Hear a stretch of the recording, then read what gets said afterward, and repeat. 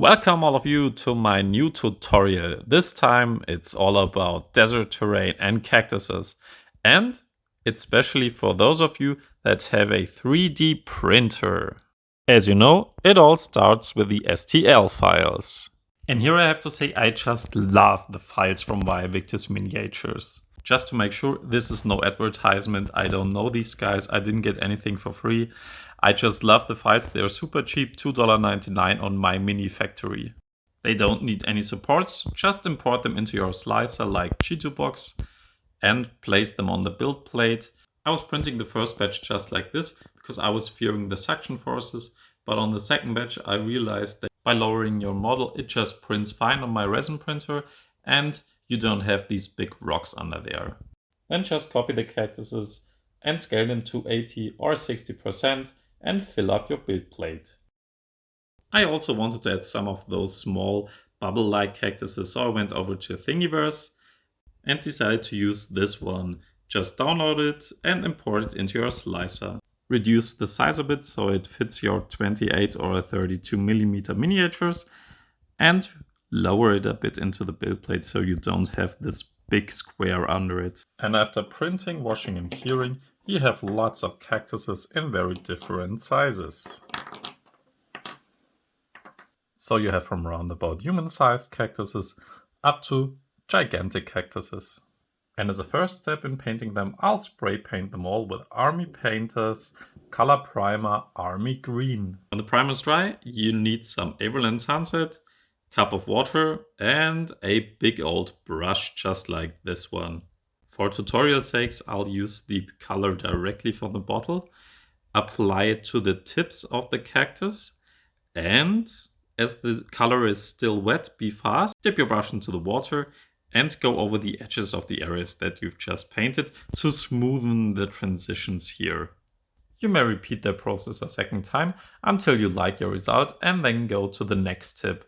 Work tip by tip, and when you're done with the tips, go to the bottom part of your cactus and do the same scheme here, just on one or two spots, not on the whole cactus please, because it should stay more green than yellow in the end. Then place it aside, and while it dries, paint another cactus.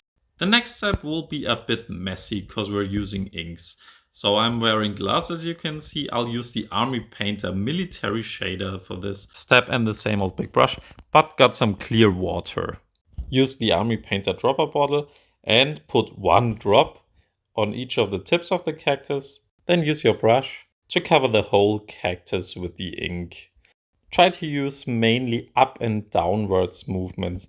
Move your brush with the texture, not 90 degrees against it. When you're running out of paint, just put another drop or two on your miniature cactus until you've painted everything. Then put him down on the plate and add some ink onto the joints. Next I'll use two other inks, also from Army Painter. First green tone and then soft tone to add some color variations here and there. Just some spots. Don't cover the whole cactus please. It's just that it gets a more natural look. So some brown touches over here and there. Feel free to add as many or as less of those spots as you like. And then we'll do the same with the second bit darker green ink. Just some spots here and there, just as you see fit. After drying, we go back to the Everland Sunset. This time also an old brush that you can use for dry brushing and stuff, but not as big as the first one. Wipe off your brush so you don't have too much color on it, but you don't want a dry brush. Go with the structure, not against it. It's not a 90-degree dry brushing. Be careful and don't use much pressure. You don't want any of the yellow paint to go into the recesses, just on top. And as the color is still a bit wet, not completely dry, I'll use my finger to smoothen the edges. Just gently tap with your finger, you don't need any pressure. It's a bit like cheating because I'm not using my brush or some fancy techniques. It's just to get a more natural look, not comic-like highlights. Use this procedure on every part that you've painted yellow in the first step. On the tip themselves, use maybe 2 or 3 of those layers to get them brighter than the other parts. And don't forget the yellow spaces on the lower parts of your cactus. As we want our cactus to sit in the middle of the desert, I'll use some Baylor Brown, Ushabti Bone and Ashen Gray with my big old brush, and gonna dry brush one color after the other, starting with Baylor Brown just at the bottom to make it dusty and look weather beaten.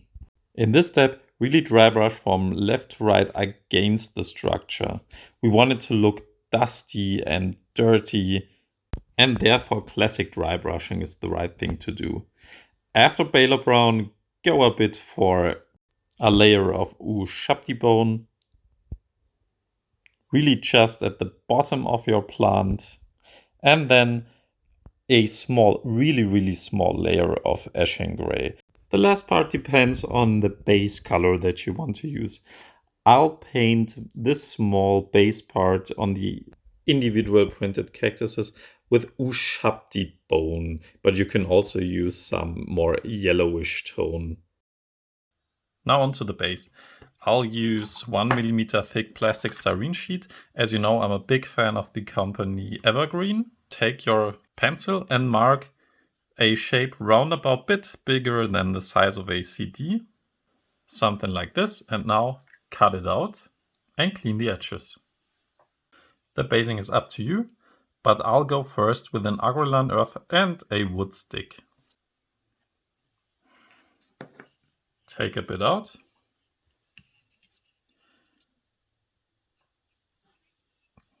Put it on the plastic. Not too thin. And maybe another small spot over here. And give him a small friend over here.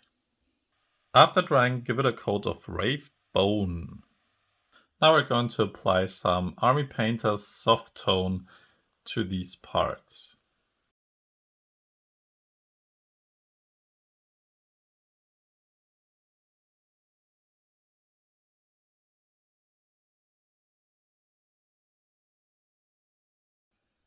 Now we're dry brushing the cracks with Ushabti Bone. So just a little bit of paint on the brush. And then be careful when going over these cracks.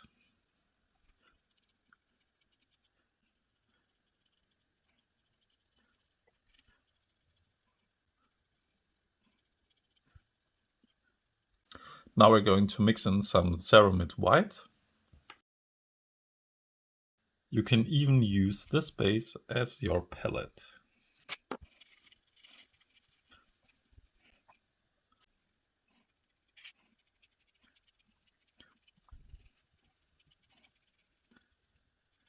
To make sure that the edge is completely painted, I give it another layer of Ushabti Bone. Set it aside, let it dry. Now it's time to glue your cactuses onto the terrain base. But before we really fix every of these cactuses onto our terrain base, we make a small dry fitting. I like to start with the biggest in the center and smaller ones on the edges. Remember to leave enough space for your miniatures to be placed inside the terrain piece. You could also add some small stones for a bit more variation. If you also want to place some stones, I recommend use some wood glue and glue them on first. While the wood glue is drying, which takes some minutes, you can go for the cactuses that you've placed on the edges and use your super glue. Lift one cactus at a time, put some super glue underneath it, and press it onto your terrain base. Do this one by one for all of your cactuses. Best go from one to the next clockwise so you don't forget any. Just don't glue the big one in the middle, because that's where you've put the rocks that you need to paint first. I have painted the rocks exactly the same way that I did with the cracks. So first a layer of ink, Army Painter's light shade, then a dry brushing of Ushabti bone, followed by a dry brushing of a Ushabti bone and white mix. When the rocks are painted, go and glue your biggest cactus into the middle of your terrain piece, using of course super glue. For our last step, we need to prepare a plastic cup with a bit of water, our wood glue.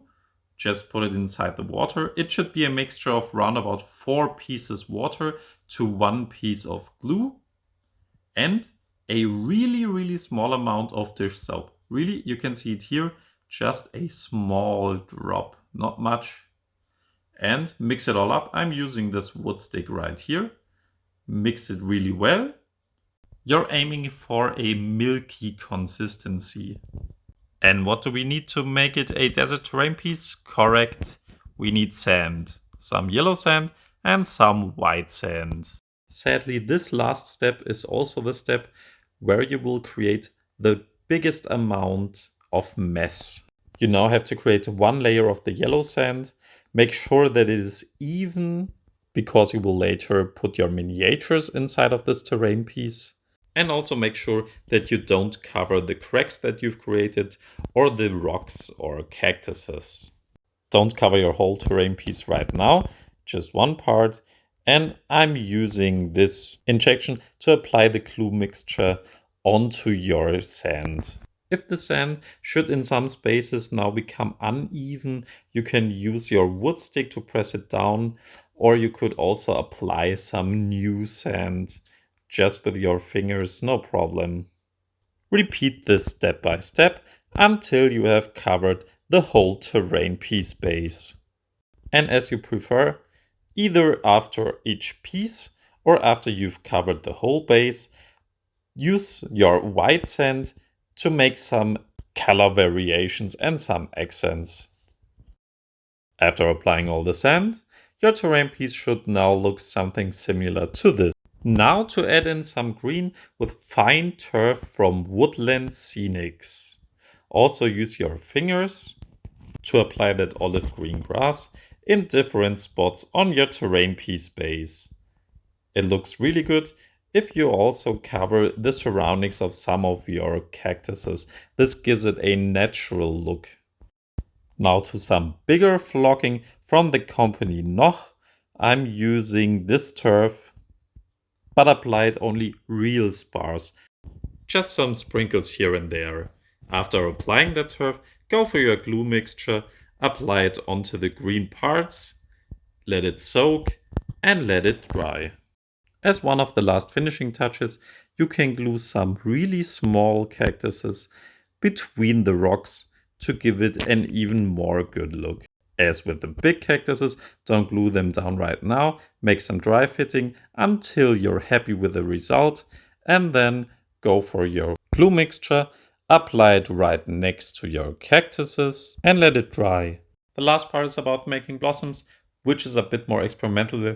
You may or may not like it and you don't have to use it. A friend gave me those punched out leaves and I'm now going to paint the inner parts with a darker color than the paper they are punched out of. Hold them down with a second brush while you paint it with a fine detail brush the inner parts of your blossoms. Then go back to your wood glue, put a drop of it onto your paper towel, and I'm using a small piece of wire to get more control of the glue itself. Take one of the biggest leaves, put just a little point of glue into the middle, then take one of the bit smaller leaves, bend them with a tweezer lightly into shapes so that they are not flat anymore, and then glue them into the middle of your first paper. Now repeat that with a second punched out leaf. And now that they are glued together, repeat this process with 2 of the extreme small leaves. Bend them into shape and glue them roundabout into the middle. This way you get a paper blossom that has 5 layers of paper. Now you decide which of the cactus tips you want to have the blossom on. Put a drop of your wood glue onto it and then with the tweezer. Place the blossom here and let it dry. You can create as many blossoms and in as many colors as you like, glue them onto the cactuses, and in the end I have some yellow and some pink ones here, and I'm pretty happy with it. And here is the finished result. Now I want to show you why I built all these flat areas inside of the scenery. So now I can place lots of miniatures there, like a Space Marine, or an Everser Assassin, or some Infinity Ariadna dude.